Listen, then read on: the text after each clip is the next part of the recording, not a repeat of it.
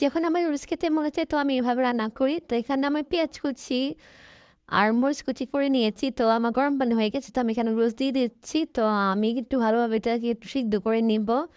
তো এই তো আমি এভাবে নাড়িয়ে নিচ্ছি কারণ এটা ছাড়ানোর জন্য। তো আমি একটু ভালোভাবে ছাড়িয়ে নিয়েছি। তো আমার একটু পরে আমার রোস্টটা একটু পরেই হয়ে যাবে। কারণ সময় লাগে না রোজ হতে, সবাই জানেন। আর সবাই কিভাবে বাসায় রোজ রান্না করেন অবশ্যই করে বলতে পারবেন। তো আমার রোজ হয়ে গেছে। তো আমি এখন আর রোজটা নামিয়ে নিব। তো এক হাতে ফোন এক হাতে নামানো খুবই কষ্ট ভিডিও করতে। তারপর করেই তো আমি আমার রোস্টটা ভালোভাবে ঝরিয়ে নিয়েছি। তো এখন পানি দিয়ে ভালোভাবে ধুয়ে নিব। তো ঝরানো হয়ে গেছে। তো আমি এখানে কড়াই বসিয়ে দিয়েছি। তো এখানে সামান্য পরিমাণ তেল দিয়ে দিয়েছি। তো এখানে আমি পেঁয়াজ আর কাঁচামরিচ কুচি দিয়ে দিলাম। তো একটু ভালোভাবে একটু নেড়ে নিব। এখানে নাড়া হয়ে গেলে তারপরে এখানে সামান্য পরিমাণ লবণ দিয়ে দিব।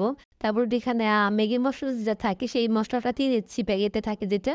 তো আমি বেশি উপকরণ দেবো না, আমি সামান্য এই উপকরণে কিছু আর কিছু দেওয়া হবে না। কারণ আমি এভাবে নুডলস খাই, এভাবে খেতে আমার খুব ভালো লাগে। তো কার কেমন লাগে নুডলস কিভাবে খেতে পারেন, কিভাবে রান্না করেন তো অবশ্যই কমেন্ট বক্সে জানাবেন। আর কে কোথা থেকে আমার ভিডিও দেখছেন অবশ্যই জানাবেন। তো আমার এই তো পেঁয়াজ কুচি আর রোজ এটাই হয়ে গেছে একটু। এখন আমি রোজটা দিয়ে দিব। তো এই দেখেন আমার রোজগুলো কত ঝরঝরে হয়েছে যে বলার বাইরে। যখন রোজটা রান্না করবেন অবশ্যই গরম পানিতে একটু সামান্য পরিমাণ সয়াবিন তেল দিয়ে দিবেন, তাহলে দেখবেন রোজগুলো অনেক ঝরঝরে হবে এবং খেতেও খুব মজা লাগবে।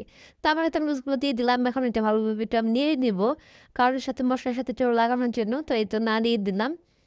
তো কিভাবে আপনারা বাসায় খান জানি না, কিন্তু আমার এইভাবে খেতে খুবই ভালো লাগে, খুবই মজা হয়। বাসায় সবাই একদিন ট্রাই করে অবশ্যই দেখবেন। বেশি উপকরণ না দিয়ে সামান্য কিছু উপকরণ দিলে দেখবেন খুব মজা লাগে রোস্টটা খেতে। তো আমার এটা রোস্ট হয়ে গেছে, তো আমি নামিয়ে নিয়ে